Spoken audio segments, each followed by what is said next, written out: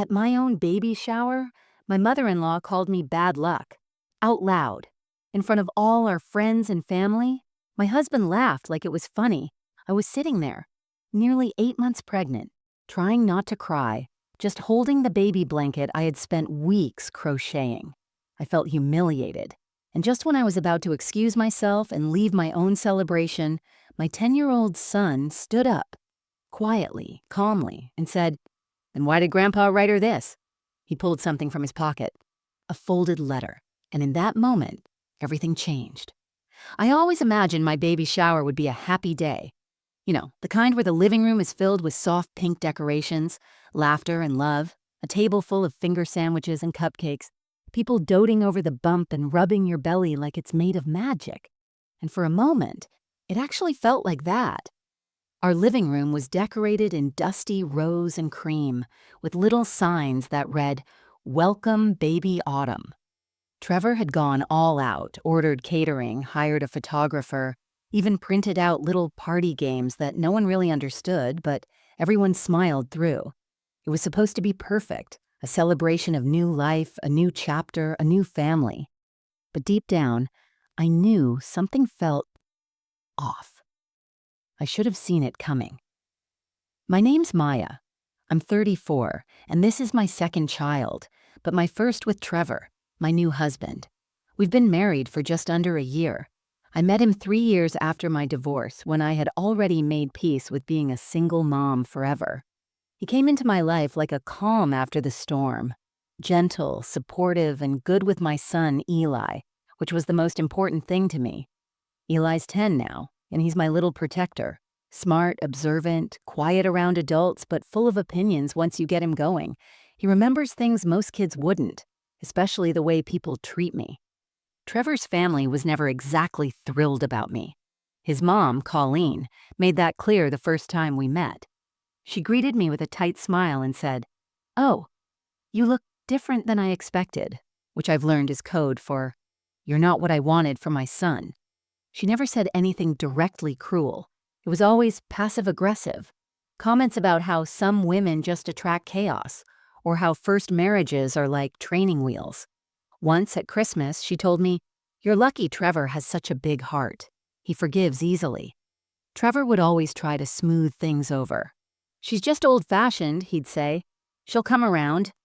I wanted to believe him, for his sake, for the baby's sake, but I'd started to feel like I was constantly walking on glass around her, just trying to keep the peace. The only one in his family who ever made me feel truly welcome was his father, Walter. Trevor's dad was quiet, thoughtful, and always kind.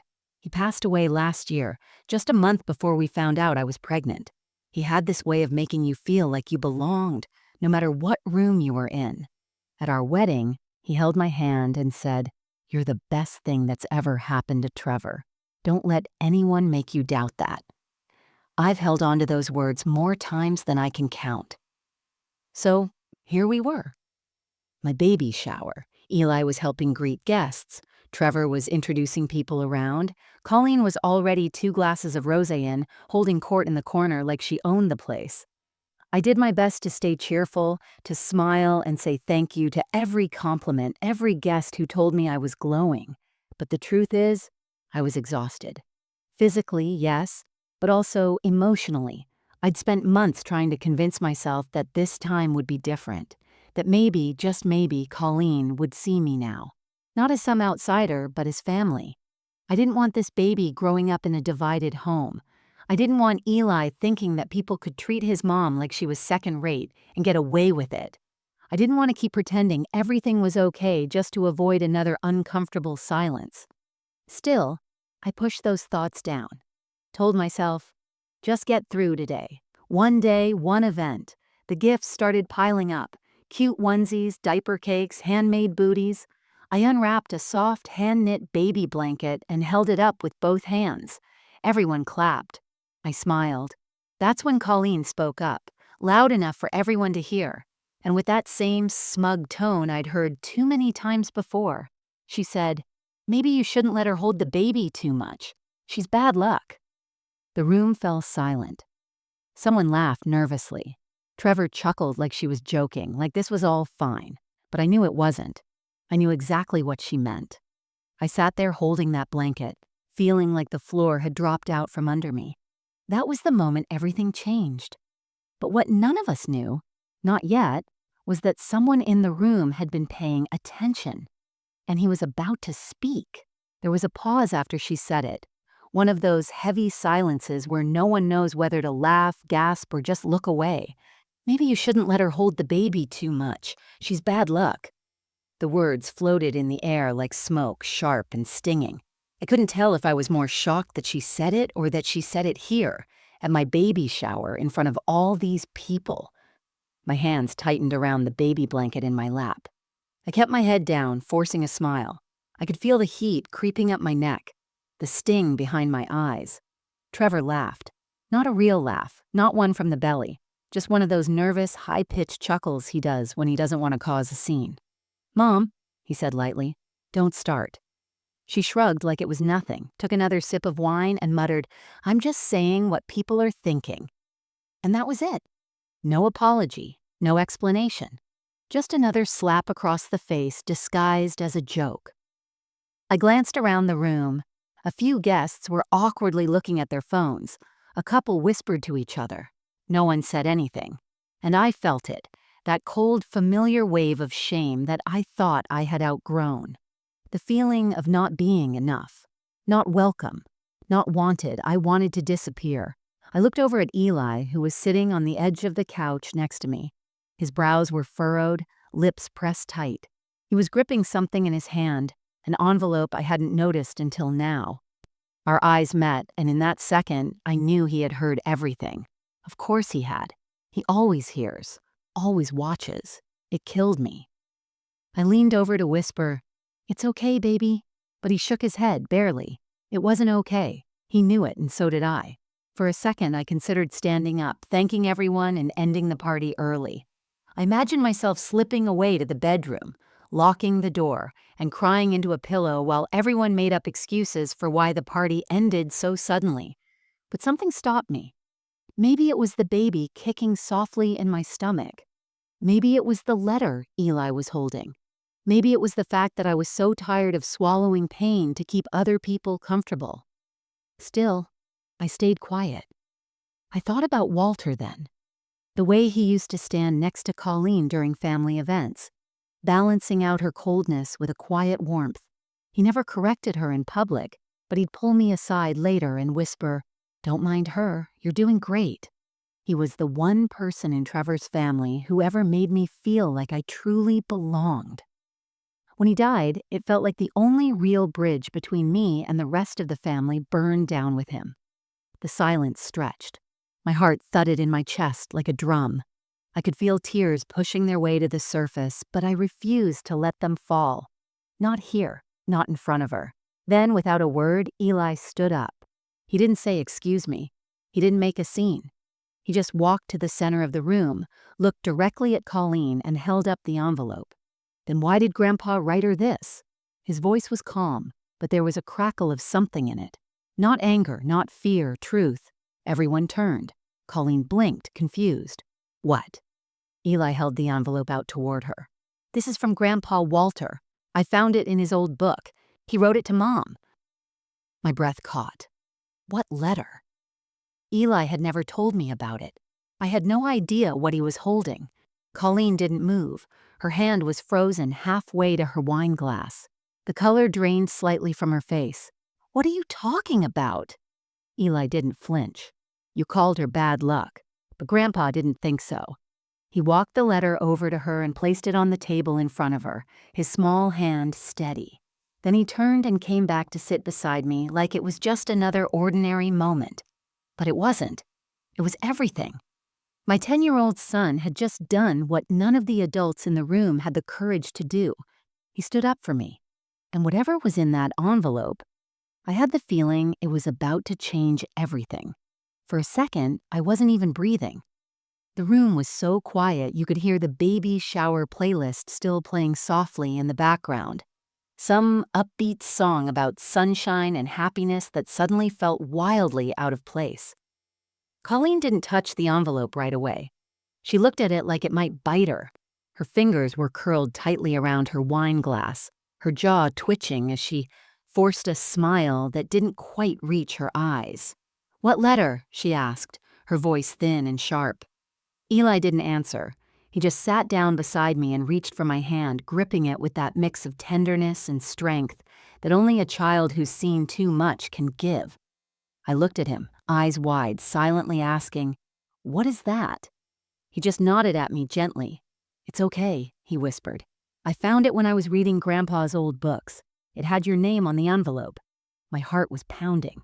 I didn't know what was in that letter, but I could feel the shift in the air, like the whole room was tilting in a new direction, away from shame, toward something else. Maybe truth, maybe justice.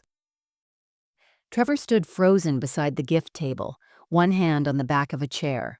His eyes darted from me to his mother to Eli, like he was trying to figure out which fire to put out first, but he didn't say anything. Colleen finally reached forward and picked up the letter. Her fingers were trembling slightly, and I noticed for the first time that her nail polish was chipped. She stared at the envelope for a moment before tearing it open. She unfolded the paper and began to read. At first, her expression didn't change. She scanned the words quickly, then more slowly. Her brows pulled together, her mouth twitched once. Then she blinked and read it again. The entire room was watching her, no one even pretending to talk anymore. Then out of nowhere, she stood up. "Excuse me," she muttered, voice low, and stepped away from the table, heading toward the hallway bathroom with the letter still clutched in her hand. The door clicked shut behind her. The guests all looked at me. Some awkwardly sipped drinks. Others started clearing plates or pretending to look at decorations. No one said a word, but the energy had changed. Completely. I looked at Trevor, finally. He looked stunned, like he'd just been hit with something he never saw coming. "What's going on?" I asked, barely able to get the words out. "What did it say?" Eli reached into his pocket and pulled out another piece of folded paper. "I made a copy," he said simply, "just in case." I stared at him, stunned. "You made a copy?" He nodded. I knew she'd try to hide it. He handed it to me. I opened it slowly, carefully. It was written in Walter's neat, deliberate handwriting. The moment I saw the first line, my eyes burned with tears. "To Maya, if you're reading this, it means, Eli found this letter. Good, he's a smart boy, just like you're a strong woman. I never got to say all the things I wanted to before I passed, but there's one thing I need you to know. You're not just good enough. You're the best thing that ever happened to this family. You love deeply, you protect fiercely, and you carry more grace in one day than some people show in a lifetime. Don't ever let anyone, make you feel like you don't belong. I saw the way Colleen looked at you sometimes. Don't take it personally. She's scared of what she doesn't understand, and you, Maya, you are nothing like the small, bitter women of this world. You are light. Trevor is better because of you.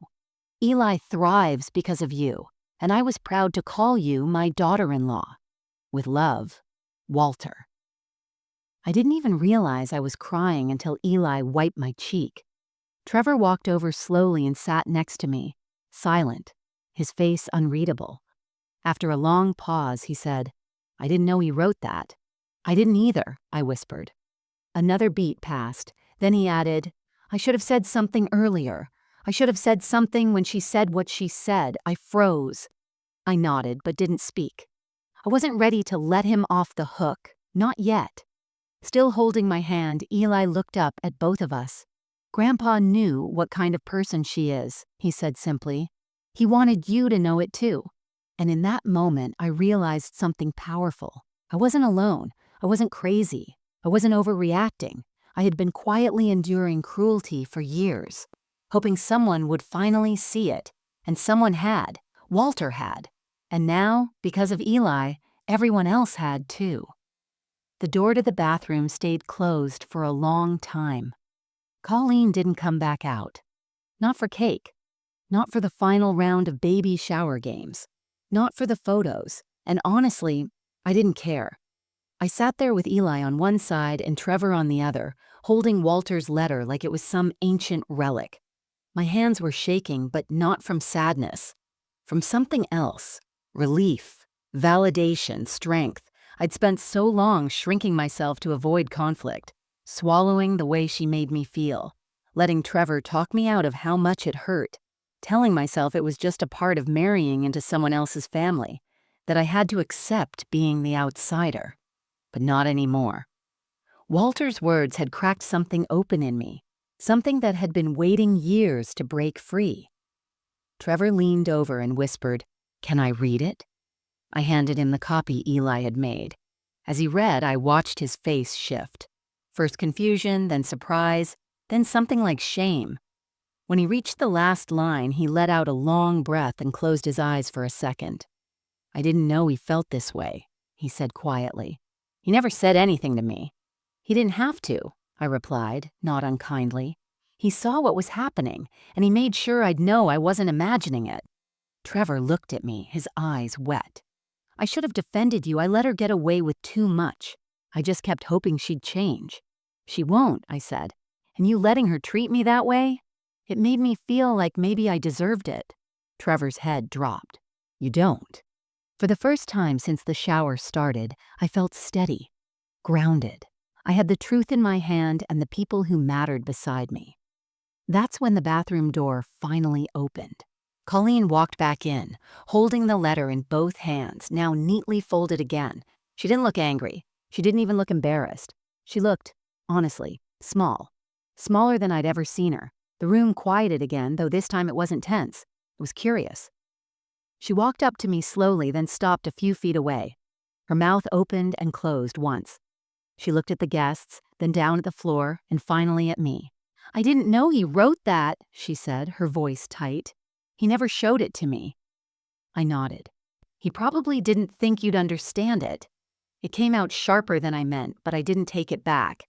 She swallowed hard, looking like she wanted to argue, but couldn't. "I didn't mean to—" "Don't," I cut in, calm, direct.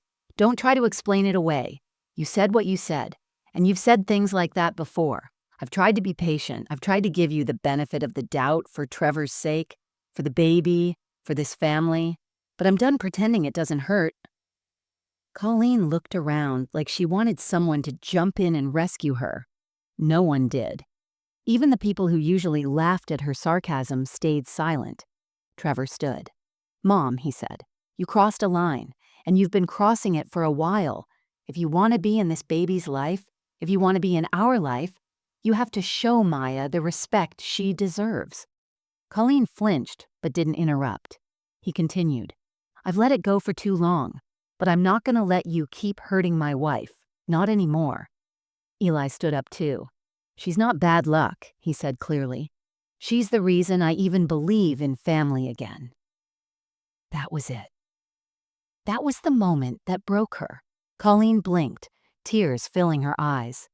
Not the angry, manipulative kind I'd seen before, but real ones. She nodded slowly, barely holding herself together, and placed the letter down on the coffee table. Then she turned and walked out. She didn't slam the door. She didn't make a scene. She just left. And as the door clicked shut, something lifted. The room seemed to exhale. My lungs did too. Trevor sat back down, pulled me close, and kissed the top of my head. "Thank you for staying," he whispered. But it wasn't really about staying. It was about standing up, about finally choosing myself. And the truth was, I didn't stand up alone. Eli did it first. After Colleen left, the baby shower didn't fall apart the way I thought it might. It softened. People started talking again, quietly at first, then gradually more freely. A few guests came over and gave me hugs.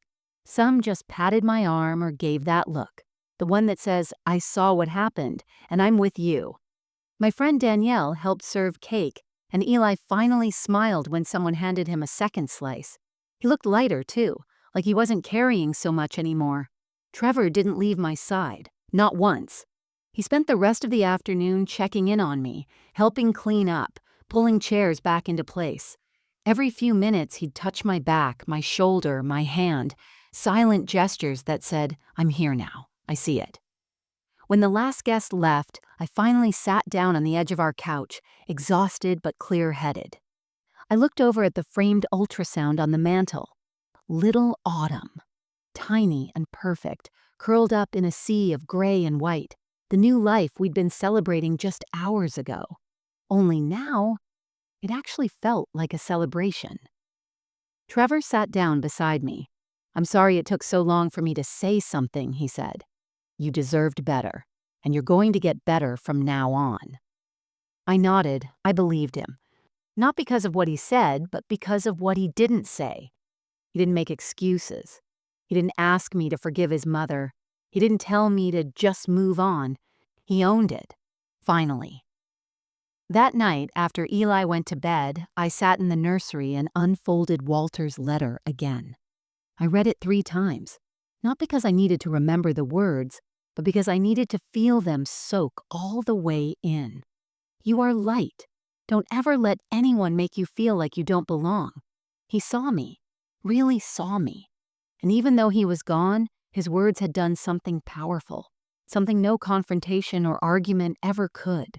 They healed something in me, because for so long I'd believed maybe I was the problem. Maybe I was too sensitive, too stubborn, too much, or not enough. But I wasn't the problem. I was just the one who refused to break under someone else's bitterness. The next morning, I found Eli at the kitchen table, drawing with his usual seriousness. I sat beside him and asked, "Why didn't you tell me you found the letter?" He shrugged without looking up. "I was saving it," he said, "in case we needed it." I laughed softly. "Smart kid." He looked at me then. "I didn't like the way she talks to you. Grandpa didn't either." I pulled him into my arms and held him for a long time. "Thank you for standing up for me," I whispered. He hugged me back and said, "You always stand up for me. It was my turn." 10 years old and already more of a man than most grown ones I've met. The days that followed were quieter than I expected. No apology from Colleen. No dramatic phone call, just silence.